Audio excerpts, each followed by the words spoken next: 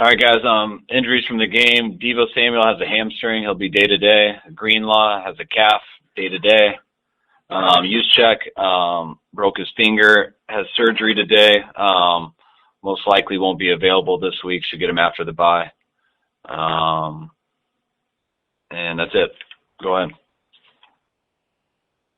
Kyle, how did Mooney Ward come through the game, and how close was he to not playing yesterday? He got out healthy, had no setback. He told us he was playing all week. He didn't get to go full speed really, except a little bit on Friday. But he was, he was pretty adamant that we were playing him all week, so he was good to go. Was he at all limited by his groin injury? Because it seemed like he wasn't playing as well as we've seen him play the last 6 games or so. Yeah, you'd have to ask him with his groin injury. I think he was more limited from just not being able to practice as much here in the last couple of weeks. I think when you don't practice, which he couldn't have because of what he was coming back from, it does have an effect on these guys, and that stuff adds up, especially when it started happening a little bit last week. Is that kind of the reoccurring theme across the guys that came back to play after missing practices this week? Yes, I think the less you practice, I think the worse you get. Kyle, after taking a look at the film of Christian McCaffrey, just how impressed were you with what he was able to pick up in a short time? I was impressed. It didn't seem too big for him. Yeah, I was impressed with him just in the 48 hours leading up to it. Just him trying to cram a bunch of stuff in and just being able to talk with him. He didn't seem too overwhelmed, and didn't seem the same on Sunday. Did Devo finish the game, and was the hamstring something he came in reporting today? Yeah, he finished the game, but it was bothering him. But yeah, he reported today.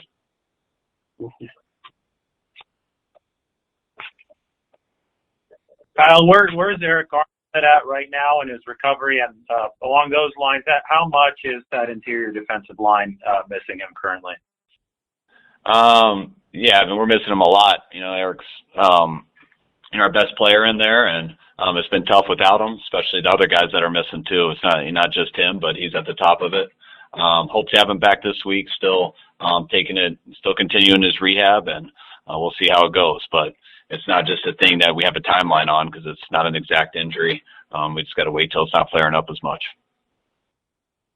When you have injuries like that and you've got guys who, are used to maybe playing 20, 25 snaps a game and all of a sudden they're playing 50 or more, what is the trickle-down effect of that in terms of injuries and how that affects the defense and really the team as a whole? Yeah, it's huge. You got a lot of depth on the D-line where you got some guys who come in and the depth is good because they're brought here to be kind of like your 5th, 4th defensive tackles, which are situational players, and we're down to that with those guys as starters now. So it's nothing against those guys. It just makes them harder to perform at the level we need them to. The more they're out there, but that's part of the NFL, and it's why you want depth, and it's why you hope guys can return and not have too bad of injuries. Kyle, have you guys made a decision on what you're going to do with Jason Verrett? No, we haven't. Do you have to have that done by tomorrow? No, but Wednesday. Wednesday, okay. How is he coming along? How's he looking? He looked better last week. Got more reps last week and took a step in the right direction.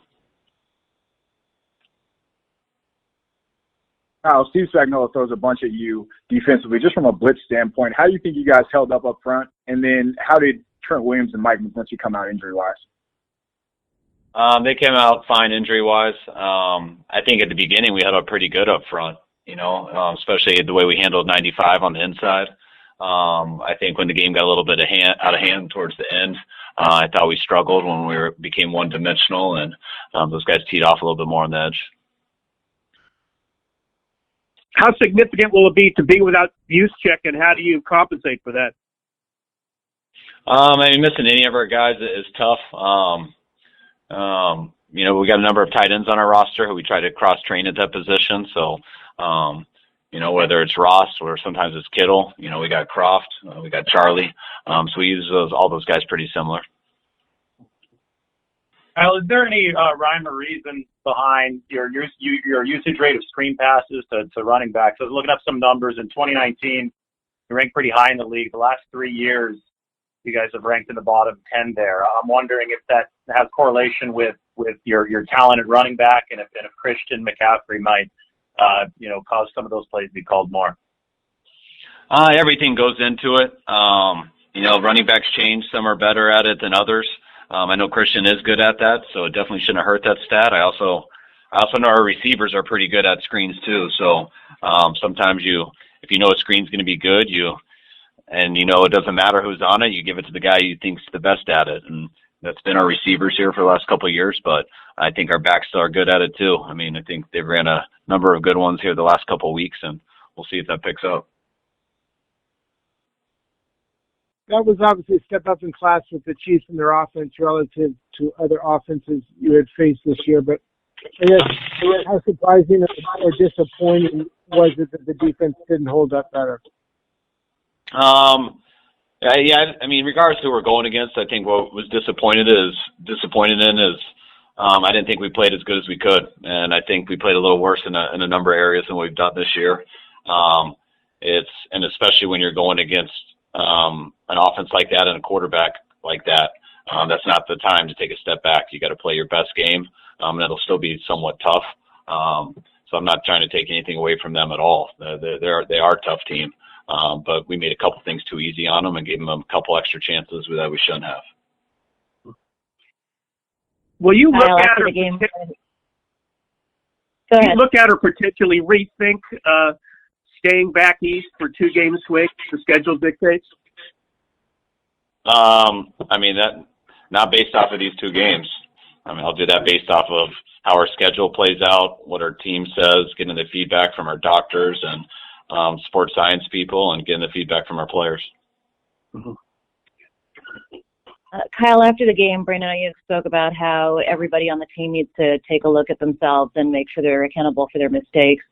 Do you need to address the team at all, or do you think that they already know what they need to do? No, I think BA's just echoing what we say every time in our own meetings. The stuff we say and show everyone and do all that stuff. So I think BA is being a pretty good leader there, and just echoing what we're all saying.